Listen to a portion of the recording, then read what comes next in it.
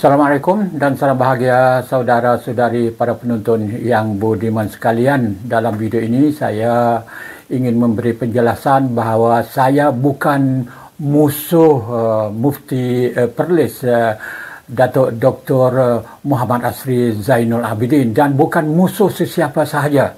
Sekiranya saya membincang tentang mereka adalah membincang tentang pemikiran mereka, bukan membincang tentang pribadi mereka.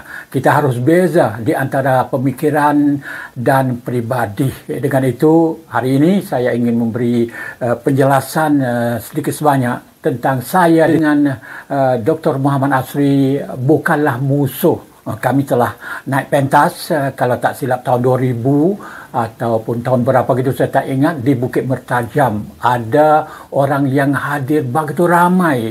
Ada anggaran mengatakan sampai 10,000. Saya dilihat sebagai orang yang kalah dalam perbincangan itu. Saya ada menulis membela kerajaan, membela Tun Dr. Mahathir Mohamad waktu menjadi Perdana Menteri waktu itu.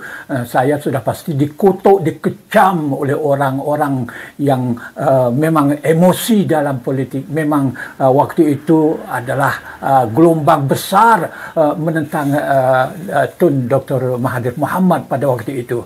Saya terpaksa menanggung beban berhadapan dengan mereka ini. Dan waktu itu 3 jam kalau tak silap dalam perbahasan perbincangan itu. Saya sendiri bukanlah boleh bercakap dengan mudah untuk nak menjawab soalan, untuk nak berbincang dengan tajuk, dengan isu yang kami bincang kerana disanggah dan ditentang oleh para penonton, para hadirin pada waktu itu.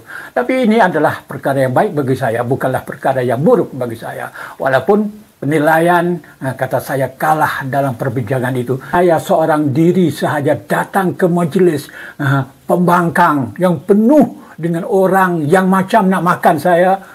Macam mana saya boleh berhadapan dalam keadaan begini? Ya, itu yang pertama. Dan kalau saya dah anggap kata Asri itu sebagai seteru saja, sebagai musuh saya, sudah tentu saya tidak akan hadir dalam jemputan kedua di Dewan Bahasa dan Pustaka pada 2006 atau 2007. Saya sekali lagi naik ke atas pentas dengan Muhammad Asri, membincang tajuk-tajuk tertentu, juga diserang. Tapi waktu ini saya boleh memberi pandangan walaupun tidak sepenuhnya apa yang saya nak bincang dan nak beritahu kepada para hadirin. Saya terpaksa delete, saya terpaksa hapus video yang saya buat sebelum ini mengenai baca Yasin. Baca Yasin sebab ada orang yang salah faham, yang kutuk saya, yang kecam saya, yang menyokong peramai, yang mengutuk saya peramai. Kerana mereka kata, oh ini adalah kudis lama. Sudah kembali. Saya masih dendam kepada Muhammad Asri. Tidak. Saya merupakan orang yang tidak dendam. Kalau saya bincang, mungkin kadang-kadang saya menggunakan bahasa yang agak kasar. Itu kerana respon kepada pembaca, respon kepada penonton di sini. Itu saja. Bagi saya dengan Muhammad Asri adalah kawan. Dari segi pemikiran, bukan kawan. Saya kenal dia seperti kawan biasa, tak. Kawan pemikiran. Kerana kami ada persamaan pemikiran dalam banyak hal. Kami sama-sama berperang dengan mereka yang menyebar khurafat dan karut-marut dalam masyarakat. Saya sama-sama dengan dia dalam soal ini. Walaupun saya bukan dalam kumpulan dia, saya bersendirian. Ini kerja yang sudah lama saya lakukan berpuluh-puluh tahun. Dalam tulisan-tulisan saya di Mingguan Malaysia, di Al-Islam, saya selalu bincang macam ni, macam mana golongan yang menggunakan macam-macam cara untuk nak mencari duit atas nama agama, menjual air jampi dan macam-macam. Ini adalah pandangan saya dengan Muhammad Asri adalah pandangan yang sama, tidak berbeza. Mungkin ada pandangan-pandangan lain, perkara-perkara yang seperti yang saya soalkan, soal baca Yasin, penentuan masa waktu untuk membaca Yasin pada hari-hari tertentu, seperti malam Jumaat, bagi Muhammad Asri kata tak boleh. Bagi saya katakan boleh, sebab tidak ada nas daripada Al-Quran, tidak ada nas daripada hadis yang melarang beberapa itu. Yang menyuruh pun tidak ada, yang melarang pun tidak ada. Ulama-ulama yang melihat perkara itu, penentuan masa, penentuan waktu untuk membuat amal yang bukan wajib, amalan tatawwu', amalan yang kita cipta sendiri, dibolehkan. Tidak masalah. Itu pandangan saya. Saya juga merujuk kepada ulama yang berpegang dengan pandangan seperti itu. Jadi ada dua aliran.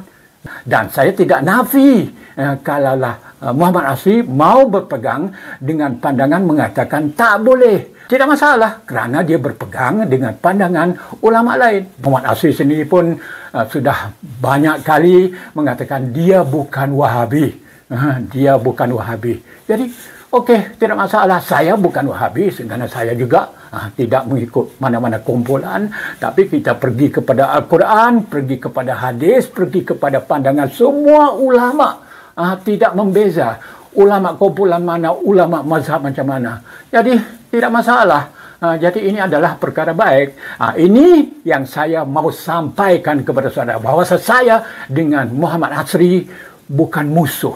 Kami tidak berperang sama sekali. Ada pandangan yang berbeza, ya itu adalah perkara biasa. Dan saya akan bincang perkara-perkara yang berbeza dengan Muhammad Asri, supaya dapat memperkayakan pemikiran kita semua. Ini saya akan lakukan. Okey? Nanti esok saya akan buat naik semula video yang saya sudah hapus, sudah delete itu, untuk memberi teks, nas, setiap ulama yang bercakap tentang penentuan waktu baca Al-Quran dan amalan-amalan lain. Ada ulama yang kata begitu, dan ada ulama pula yang berkata tak boleh. Harap semua bisa faham. Terima kasih kamu, dan kita berjumpa lagi di bahagian akan datang. Sekian, wassalam.